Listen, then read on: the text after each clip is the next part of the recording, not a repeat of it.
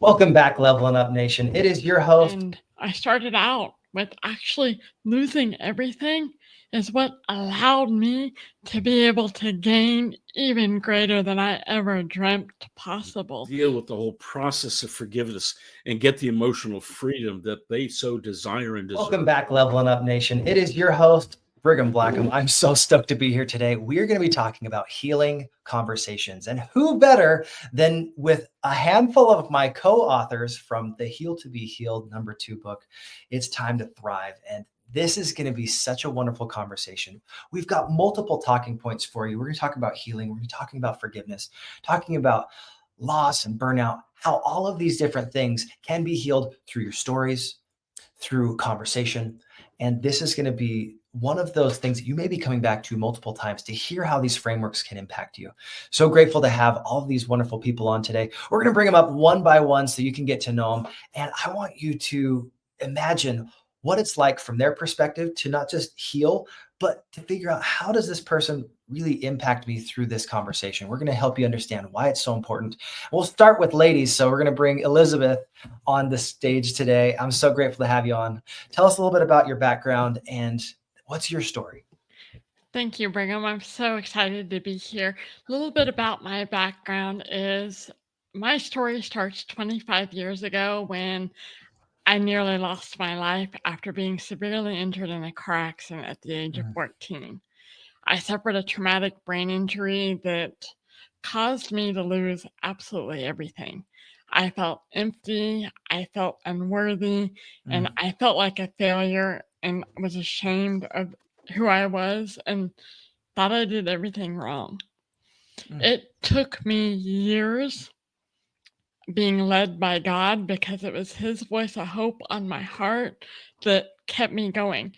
One afternoon, I was on my knees, beating my fist on the floor, crying out to Him after I had made it back home from hospitals and rehabs, asking Him why He did this to me. What did I do to deserve this? And He overwhelmed me in that moment with everything I needed: comfort, love, and peace, and said, I have a plan for you. You can't stop. You have to keep going. Long story short, that was the voice of hope that kept me going, because in that moment, it was no longer about me. It was about who He was calling me to help. I got through high school, went on to college, eventually graduated with my degree in occupational therapy, where when I walked into my first patient's room who had suffered a stroke, they were hopeless. They were discouraged. They wanted a way out. And they had the right therapist to guide them. I became that same voice of hope that I prayed God to be on others' hearts for over 12 years. And that's how I got into this, got into speaking and sharing my story and speaking life, because that's what God has been doing through me for more than 13 years. Oh, wonderful. I'm so excited to dive even more into your story and to hear how storytelling has really helped you improve your own healing process, but be able to help heal other people. Thank you so much, Elizabeth. Now we're going to bring up Steve. Go ahead, Steve. Tell us a little bit of your background. How has this story of Heal to Be Healed helped impact you? And I want to hear more of your background. Go ahead. Well, just a real quick bio. My undergraduate degree was in psychology. I was planning on going to seminary, going into full-time ministry. Senior year in college, I changed courses completely, got into outside sales, but I still had a passion for people and helping. And in the late 80s, I was introduced to the whole concept of personality temperaments, and I started understanding that. I focused heavily on the DISC concept of personality temperaments. So I started coaching using that. I was married. I had been married for about a little over 20 years when my trauma really hit me. I was actually coaching one of my clients, and he was dealing with some emotional things related to a brand new marriage. He'd been married for about 7 months at this point in time. Wow. When I hung up the phone, this is way before Zoom, and I was doing it from home. I hung up the phone, and my wife, unbeknownst to me, had been listening into my side of the conversation. And she says, "What right do you have giving advice to somebody about marriage? I can't tell you how long I've been thinking about marriage. You just think we are thinking about divorce. You just think we've got a good marriage. Mm. Brigham, that was totally unexpected. I did not see that coming at all. My quick response was, well, 20 plus years of marriage. I mean, I couldn't do the math fast enough. It was actually 22 years. I set out on a mission for the next 2 years to try and figure out what the problem was, resolve things. As a guy, I like fixing things. And to an unfortunate result, we ended up divorcing in 2003. Mm. People didn't know why we went through the divorce. Fast forward about 6 years, I had made a commitment I was going to go through a life enrichment program. The odd thing was, now we didn't have any kids. Unfortunately, part of my story is the healing after multiple miscarriages and losses in that way. Wow. But I was getting ready to go through this program. She reached out to me. We didn't have any kids, so there was no reason for us to stay in touch.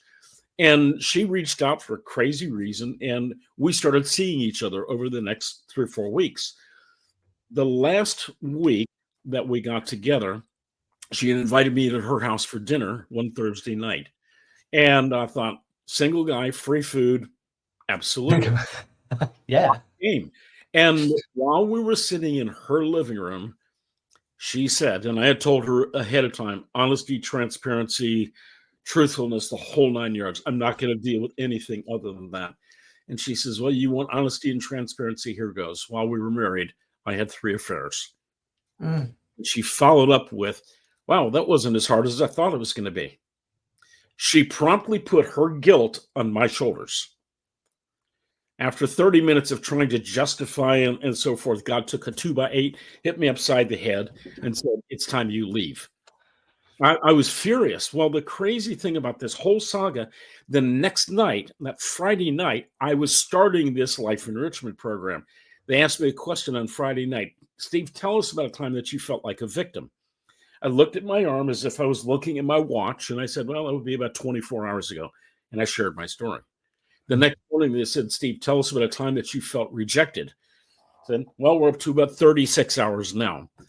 And then Saturday afternoon, they asked me the question, are you ready to get rid of the pain? And I said, no, I haven't had a chance to process it. One of the gals that I was working closely with asked me a question, Steve, what's your favorite summertime cold beverage? I said, what are you talking about? She says, if you're sitting by a pool, a hot Dallas summer August afternoon, what are you drinking? Are you drinking Coke, sweet tea, lemonade? I said, I'm drinking a Diet Dr. Pepper. Are you happy? And she says, yeah, every time you take a sip of a Diet Dr. Pepper, it's like you're drinking poison, hoping she dies. Are you ready to get rid of the pain? Mm. He was not messing around. That experience took me through the process of understanding even more about forgiveness, which I'd been teaching for 15 years at this point in time. And that reshaped my coaching program and the process that I take people through and help them dig a whole lot deeper into forgiveness. Mm. As a result, I have been able to help hundreds of people deal with the whole process of forgiveness and get the emotional freedom that they so desire and deserve. So that's just Beautiful. a real quick little snippet of, I of, love it. of my story. Well, thank you so much, Steve. Really excited to dive even further in there. Now I'm going to introduce my good friend, Dr. Randy Lockhart. Go ahead and tell us a little bit of your background, your story, and then we're going to bring everybody back. Go ahead. Oh, you're on mute, so hop on. There you go. Perfect. Okay. Somewhat similar to Steve, I'd spent the last multiple years doing some executive coaching with companies. I spent years as a human resources and organizational development manager in the corporate world, and finally I want to hang up on shield or shade rather, and some of that stuff. I work with companies and working with individuals, trying to help them become better at what they did. And I used a lot of stuff for motivational factors. And one of my favorites was a guy by the name of Dennis Bird, which I don't know if you're familiar with him or not, but he wrote a book called Rise and Walk, the Dennis Bird story. Dennis was a linebacker for the New York Jets. and broke his neck in a football game. Mm. And the whole story is how he overcame a lot of obstacles and learned how to walk again. And unfortunately, he was killed several years ago in an automobile accident. But I read his story, was so impressed with it that I used a lot of his sayings to with individuals. Well, follow this or look at this, not realizing that I was actually looking in a mirror, that I would have to apply those same concepts someday. So I'd had a neck injury several years ago, and it just kept getting worse. And so I finally was talked into getting a neck fusion. So I walked into the surgical center for the neck fusion after a lot of thought and semi prayer, and that's where I made a mistake, is I didn't fully engage God. I did sort of, but while I was in there, the surgeon made a boo boo and caused a spinal cord injury, which left me totally paralyzed. I spent the next day in an 8-hour surgery. My wife is an MRI tech, and she saw the slides, and I don't remember this, but she basically said, if you want to ever walk again, you're going to have this surgery, and it's not going to be an easy one. So they put me in and spent the first 4 hours going in through the front, trying to repair where the first surgeon messed up. And then they turned me over and removed 3 vertebrae from my back and put in 2 metal rods. And when they finished, the doctor came out and told my family, so I wasn't there mentally, that they'd done everything they could. It was out of their hands, but they didn't give me a whole lot of hope of ever setting up in bed, let alone getting out of it.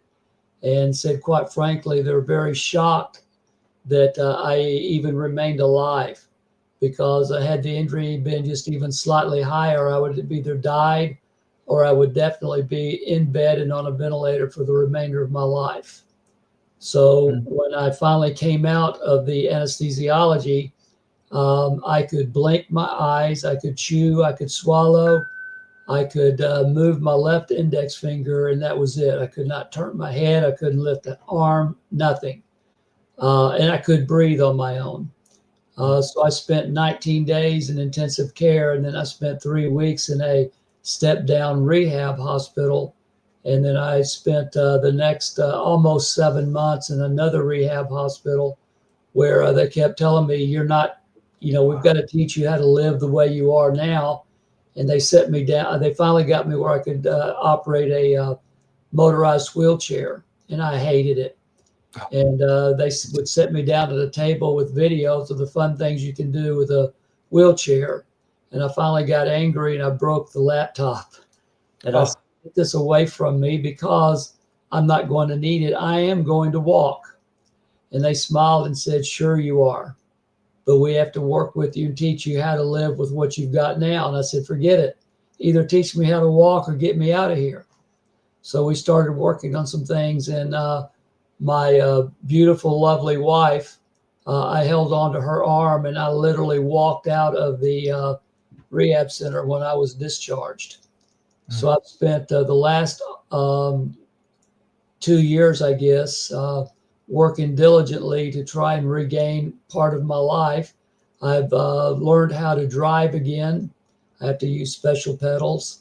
I am back at the university teaching part-time courses, and I've gotten my part of my business consulting practice back, and I'm getting cases referred to me again by the courts for domestic violence and anger management. And I'm starting to work with some people to teach them how to overcome difficulties. Wow. And so that's been a major factor for me. And kind of like what Steve and Elizabeth said, I've had to also learn to forgive, because one of the things that I had to do for my own peace of mind was to forgive the surgeon who initially screwed my neck up and messed me up totally. So it's cost me a lot in life. And but as my wife tells me, and every time I see a new doctor, they sit down with me and say, after reading your chart, there's no way you should be able to do what you're doing. And my wife reminds me that there are people that were hurt far less seriously than me that cannot do half of what I can do. So be thankful and be grateful of which I am. That's I'm a very amazing. blessed man, Brigham. Very blessed. I'm so excited to have you on the call today. Thank you so much. Now, Elizabeth, Steve, Dr. Randy, we are going to have a great conversation. Let's frame this up first about what it means to heal. Let me cue this up because this is one of my favorite words. I actually brought it up in my version of the Heal to be Healed story. 痊愈 is a Mandarin word, and at the very top of it, it has sickness, and the bottom section is 全, which means whole. For you to become whole, mentally, physically, spiritually, in whatever element to heal, you have to remove the sickness. Otherwise, it covers you. And I think this is such an interesting concept. I wanted to see, what are your thoughts on this? Do you have to remove all that sickness in yourself before you can forgive? What is it that this idea pops into your head? What does healing mean to you? That's the kind of stuff I want to hear about. If you have one, go ahead and raise your hand. I'll pop you up. Yeah, go ahead. Dr. Randy. Oh, I had to forgive before I could get on with the healing myself, because that kept blocking me out because I kept just being very angry. So I had to get that anger out to make room for allowing positive stuff to come in. Absolutely. What about you, Steve? What's your take on forgiveness? I know this is a huge part of your practice. Probably the number one thing is you have to identify the pain. You have to identify the source of that pain. And is it a parent? Is it a sibling? Is it a surgeon? Is it a spouse or ex-spouse? I mean, who did this dastardly deed? And once you identify that, then you have to go deeper and identify this specific act or event that took place. Once you've done that, then you can start truly forgiving people. And a lot of people think that forgiveness gives people an excuse. It lets them off the hook. And it in no way does it do that. And forgiveness is for you. It helps you heal. And please understand, this is not political in any way, shape, or form. But this past Sunday, I watched Erica Kirk stand in front of 100,000 people and broadcast to millions of people worldwide. And she forgave the guy that killed her husband. Wow. That's for her. But the emotion that was brought out of that, I guarantee there are people that were in that crowd physically as well as online that saw, I've got to forgive. If she can forgive that guy, there's something that somebody's done to me I have to forgive them for. So that helped in the healing process for her and for the nation. Beautiful. Now, Elizabeth, I want to hear your take on forgiveness. Why is this such an important part of healing? So I'm going to do a little bit of a different spin on it. That's great. So for me, when I was on my knees asking God why he did this to me, I was blaming him. But when he overcame me with the comfort and the love and the peace, everything that I needed in that moment, it was no longer about my own circumstances. I forgave the guy who ran the stop sign and hit our vehicle in that moment. I never blamed him. I was done blaming God. I had to believe. I had a mustard seed of faith, and I had to begin to believe in that bigger picture. God gave me a vision as that 14-year-old broken girl shattered in a million pieces on my bedroom floor. And the vision was blurry, but I knew if I kept going, I knew that I would figure it out. I just had to keep pushing forward, keep putting one foot in front of the other, because there were people that were broken and hurting that killed me more than I was already broken, and I couldn't bear the thought of that. That's what kept me going. That belief, that believing in a greater plan. And now, today, I stand fully in my miracle power through God's authority, able to speak to this. And what I've been helping my patients and my clients do for 13 years is something that I was told that would never happen. Beautiful. When I think of forgiveness, thank you so much for bringing that up. It comes down to recognizing that if you don't forgive, it's like drinking poison and expecting somebody else to die. Every single time that we forgive, it feels like a physical weight is lifted off our shoulders. Yes. For me, when I think of this, it comes down to sin is just taking us farther away from God.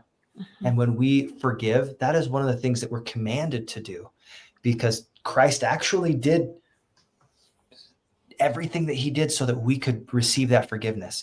The debt has already been paid. So if we harbor resentment towards anybody, that's actually not just or merciful. Because Christ lives and he died for our sins, every single one of us have had those sins paid for. And you don't pay twice for a product. That's not fair. So we actually have that obligation, that moral obligation to forgive others. What are some other thoughts on forgiveness? I know some of you guys had some more ideas. I'll let you guys raise a hand really quick. Who wants to go? Yeah. Go ahead, Steve. Brigham, as you're talking just a moment ago, I'm reminded of when I was going through my divorce back in 2003. I'm wandering around in my beautiful, spacious one-bedroom apartment overlooking this magnificent asphalt parking lot. And God confronted me with a reality that I hadn't thought about. He says, what right do you have not forgiving her when I sent my son, my only son, to the cross to die for every one of your sins 2,000 years ago? And that hit me right square between the eyes. I said, I don't have a choice. I have to do it. And that's how my forgiveness started.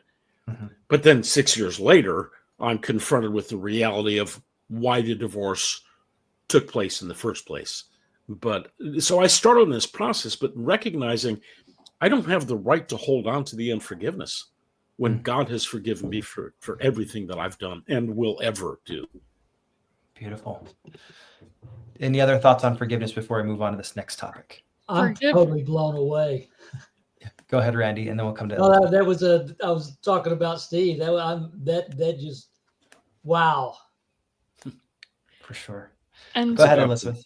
until you forgive, you're not going to be able to break the chains and find true peace and freedom. Forgiveness is the only way to find what the way you were meant to live in full peace true. and freedom that God created us all to live in. Beautiful. This just reminded me of one of my favorite quotes. 生气是拿别人的错误来惩罚自己. In Mandarin, it's anger is punishing yourself for the mistakes of others. Yeah. It's such an interesting thing whenever we harbor that resentment, that frustration, when someone did something to harm us, we are almost like stabbing ourselves with Yep. that pain over and over by not forgiving. Yeah, So exactly. when we choose to forgive, because it is a choice, Mhm. we are saying, you know what, I'm going to start this healing process. It doesn't heal overnight. We don't always have instantaneous healings, but it does start that process and it can clean out that wound. So let's go here. I think loss is something that every single one of us have dealt with in multiple ways. In my section, I talk about losing my mother, losing my brother. There are multiple ways that we experience loss. A loved one, it could be a loss of a job, it could be a loss of a spouse through divorce, a loss of some functionality in our body, whatever that loss looks like. We'll start with Elizabeth this time. What does loss mean to you, and how do you heal through the loss? Because sometimes we literally will never get all of those things back. Like, it's, in my experience, you don't get to choose when somebody leaves. Sometimes people pass away. All of us have experiences where you sometimes just have to process that loss. So go ahead, Elizabeth, share your experience. What does loss mean So- to you? Loss, I've dealt with a lot of loss. My father, jobs, losing of myself as that 14-year-old girl. And I spoke earlier this year, and I started out with actually losing everything is what allowed me to be able to gain even greater than I ever dreamt possible. Mhm. Because I lost the identity of the girl I was. I was a singer-songwriter known for my voice. That was who I was. Everyone knew I was going places. Mhm. When after the accident, when it took me 43 days before I could even speak a whisper, um, learning to walk again, the girl I was gone.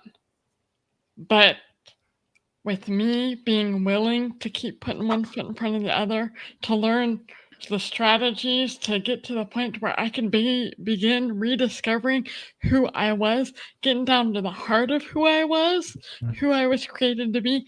That's what lasts over time. As long as you keep putting one foot in front of the other, that is what brings freedom.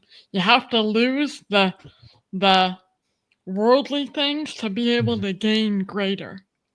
Beautiful. Thank you so much. That's such a great positive way to look at loss. Sometimes we get so stuck on what's happening to us that we don't realize the blessings that are hidden in those painful experiences, and we miss the pain that can become fuel for further growth. So Steve, I want to go to you for a minute. What does loss mean to you? You could touch on multiple aspects, but what does it mean to you? I don't like it. Nobody does. I don't know very many people are like, I love loss. Like, no. Unless it's weight.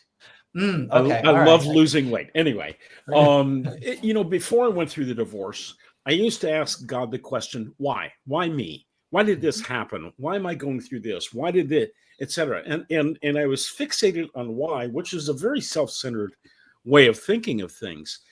And God corrected me one day as I'm going through this whole emotional trauma. And he says, stop asking the question, why? And start asking the question, what am I supposed to learn from this? Mm. And when I changed that mindset, it changed my perspective on everything. As a result, I recognize now I went through the divorce so I could be more empathetic to my clients that are going through something similar. And, real quick side note. So about 4.5 years ago, I had a loss. It was a pretty significant loss, not as devastating as the two of you.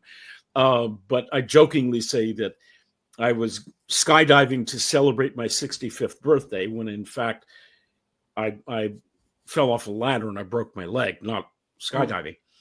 And as I'm sitting there on the ground, I only fell 3 feet, but the way I landed on my left foot, it just snapped my ankle. And I'm sitting there and I'm thinking, God, I know the pain is going to be there. Please take the pain away. Number 2 is, what am I supposed to learn from this? And then another thing he taught me is, who am I supposed to teach as a result of this? And that, again, that started changing that perspective on things. So when I lose something, maybe there is something that God is protecting me from, or maybe there is something much better for me to look forward to. Mm-hmm.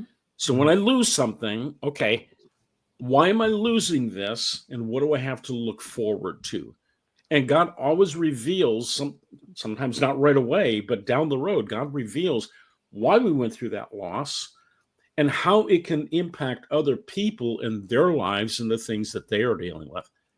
Beautiful. Thank you so much, Steve. Wonderful example too, like a skydiving off of a ladder, not the way I usually describe that. So I like that visual, kind of a scary thing to break your leg, but all of us, we will have injuries that are unforeseen. Like I remember my mother-in-law years ago, she slipped on some ice and snapped her ankle. And you're like, it's kind of a ridiculous thing to slip on a little bit of ice in your front yard.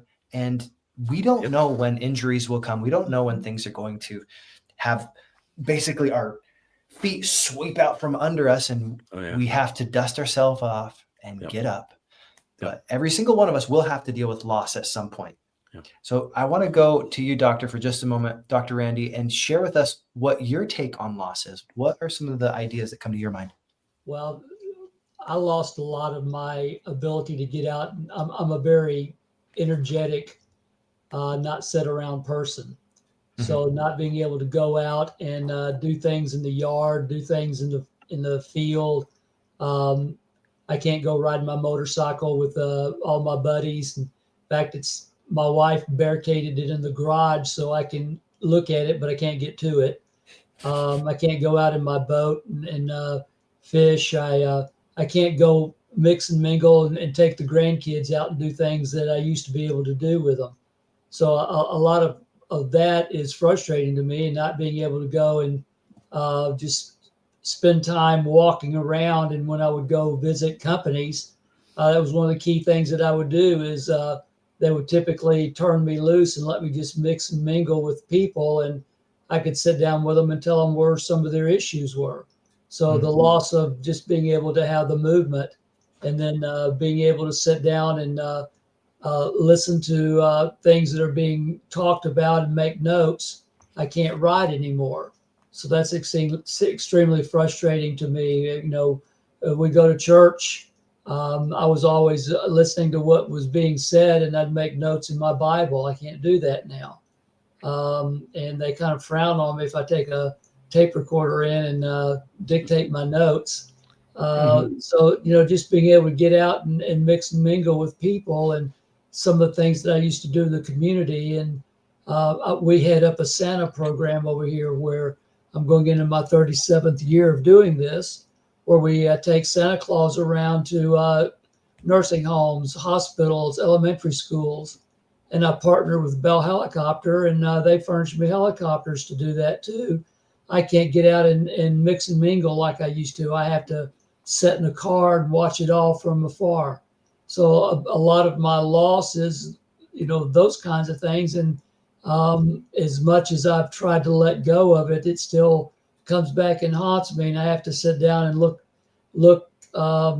Basically, I'll look in the air and say, God, give me the strength. And then I'll look around the room and say, devil, be gone. Quit bothering me, because you know, you're trying to get at me from a different point of view, and I've got to fight that. That's a daily fight.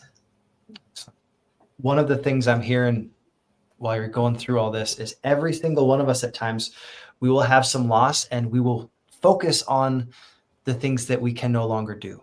And when we focus on what we can't do, that creates low vibrations as far as your story. And a lot of times you create negative meanings based on what you can't do. But if we focus on what we still can do, now you can have the anticipation of, you know what, maybe I used to be able to do 100,000 different things. Now I'm like 85,000 things that I can do. Those 15,000 things that I used to be able to do, no longer going to worry about it. I can still do this. And as we get older, I have heard this from my grandparents. There are some things that you just have to get okay with saying, you know what, it was a great memory. I'm glad that I had those experiences. It's not for me anymore. But we can still do some amazing things. I remember there were even times when my mom was passing away. She was paralyzed from the waist down. There were ways that she lit up a room with a smile, with a wry look, with what she could do with her personality. And I think of anytime we are able to brighten somebody else's day, even if that's all that we had capability to do, is to give them a smile or to look at them, those are still ways you can add value to somebody's life. Now, in the last few minutes that we have, I want to make sure that we touch on this idea of burnout. This is something that's really important. And I want to make sure, Elizabeth, you get a moment to start this. What does burnout mean in this conversation of healing? And why is it so essential to recognize burnout? Because if you are not able to process some things like this, there's a chance that you're just going to prolong the healing process. Let's go there for a few. So my first time dealing with burnout, even though I didn't realize at the time it was burnout, was in my recovery after my brain injury, having to relearn how to do everything again, how to learn to accept that my life was never going to be the same as it once was. Burnout is a warning sign. Yep. It's a warning. It means, okay, it's like Gandhi. You have to be the change that you want to see in the world. You have to be willing to learn a new way to live, to learn how to reframe those negatives into positives, so that you can continue rising above the noise, so that you can keep going. what I wrote in my chapter, what I teach from a stage, is my roadmap to resilience framework. And it's learning to reframe so that you can keep rising and you can keep walking, learning to reflect and just keep going to rediscover and then reconnect, because that's when you are going to step into full resilience. And then every challenge, every struggle that you face moving forward, you're going to be stronger and stronger. That builds your confidence. That brings clarity. That builds your courage so that you can learn how to live open to all of life's possibilities and not be afraid to walk through those doors that are open to you, even when you don't know what's on the other side. Like I said, when I was 14, God gave me a big vision. I didn't see it clearly. It was blurry. But now that I see it, every challenge, every struggle, every circumstance that I have overcome has been well worth it. And would I go back and change any part of my life? No, because that's what's allowed me to step fully into my miracle power that I'm now so very blessed to help others learn how to step into as well. Beautiful. Thank you so much. I think when we are talking about burnout, it comes down to, do we truly have the desire to heal? Yeah. And if you have that core desire, it is a white hot burning desire. Just like a character in a story, their super objective is, I'm going to get this done. If your biggest and highest best use of your time is, I'm going to figure out how to heal, there are people, just like the people on this call, that can help. A lot of times healing doesn't happen in a vacuum. You need mentors. You need to read books. You need to figure out, where are the resources for this specific challenge? Because there's something crazy here. Like, there are no new ideas. Have you guys ever heard this? There are so many patterns out there. And when you follow mentors that have been there and done that, they've had these healing processes, you can start to recognize patterns and get similar results. Right. So, Steve, I'm going to go to you for a moment. What is your take on burnout and healing?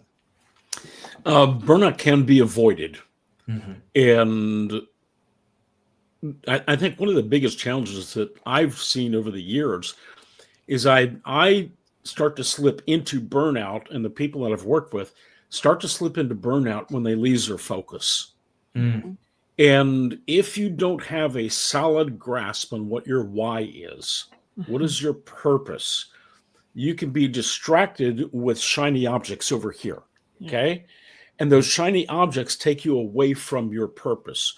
When you have a well-defined purpose, I know exactly where I'm going, and it's so crystal clear, the burnout it can still happen, but it's going to be minimized. Yes. So I work with a lot of people in helping them develop their why. What is your why? What is your purpose? What is your mission? What is your vision? And when you understand those things and you stay focused on those things, and you become laser focused on those things, the burnout distraction can be minimized as much as possible. I take people through an exercise when somebody says, I ask them, what's your why? And a guy several years ago, what is your why? He says, well, I need a new car. Okay, why? Because I need a new car. Why? Well, because my car's 10 years old. Okay, is it still running? Yes. Okay. Mechanical issues? No. So why do you need a new car? You just want to spend $30,000, $40,000, $50,000? Well, no. Okay, so why do you need a new car? Well, I can't afford to have my wife stranded on the side of the road. Okay, now we're getting somewhere. Long story short, the why was his wife needed a reliable car, needed a larger car because she was carpooling with other kids in the neighborhood and so forth. That became his why. It wasn't, I need a new car. There was nothing emotional attached to it. So when you attach the emotion to your why and your purpose, then your mission and your vision becomes so much more crystal clear, and you can easily overcome the burnout when you're so focused on what your why and your purpose are. Beautiful. I'm going to go here just for a second for all of my listeners. In my story framework, we talk about what's significant. You translate it for your audience. And what we're talking about is your objective. When you are crystal clear on what you want, your core, like that white hot burning desire, you say, this is why this has to happen. If you have that type of clarity in your storytelling, when you're on stage, it is focused. It's when you are not focused, that your story is not resonating and it's not helpful. So thank you for bringing that up. I just wanted to make sure you attach that to that storytelling framework. Now, Randy, what is your take on burnout? And then I'll close it out here. Well, my focus on burnout is the more I focus on me, the more I burn out. Yep. And so I have to kind of piggyback on what Steve said, and that is quit thinking about me, take me out of the picture. It happened, okay? And there's a movie out called The Shawshank Redemption. I don't know if you've seen it or not. There's a line in it that stays with me, and it's get busy living or get busy dying. And if you can stay busy dying, and that's going to cause you to burn out. Mm-hmm. Or you can get busy living, and people are going to want to be around you. They don't want to be around a Debbie Downer or a woe is me type person. So I try to stay away from that. And when I find myself slipping into it, fortunately, I'm married to the mean Cajun woman, and she'll give me a swift kick in the rear and say, do we need to go alligator hunting again? And that tells me quickly, okay, I'm slipping into the, so I try to focus on not burning out and focus on what do I have? What have I been blessed with? Because there's a lot of people that don't have near the things that I have, that aren't injured as badly as I am. So I have to remember to be grateful every day. Beautiful. Thank you so much. I think this conversation has been such a wonderful blessing. I hope all of you that are listening, this is something that you can start to process your grief, your frustrations, your loss. And before you get focused on burnout too much, you figure out, well, how do I have my arrows out? This is one of my favorite concepts. If all of the arrows are pointing towards you, that's kind of a victim mentality. And that's where you start to get more anxiety. I talk about how to overcome stage fright. My book, 3 Reasons Why Stage Fright Costs and Why You Must Fix It. If all of your focus is on you, that's where the anxiety and the frustration comes from. But as soon as you focus your message, your story on your audience, you translate it in such a way that it makes sense to them in their language with their frames of reference. Suddenly your story makes sense and it matters. So I'm so grateful to have all of you on today. Dr. Randy, Steve, Elizabeth, what a wonderful thing. If you guys want to get to know them a little bit better, definitely get the book. It's going to be Heal to Be Healed, #2. You'll hear a whole lot more about it the next couple of weeks as we have more of my co-authors. We've got 20 people in this cohort, and we've already had 4 of them so far. So I'm so excited to have you guys have more of an idea of not just how you can heal through these conversations, but multiple tools, multiple perspectives, people that are a little bit different in all these different ways. And it's wonderful. So I'm so grateful for all of you being on today, and stick around for more leveling up, guys. God bless.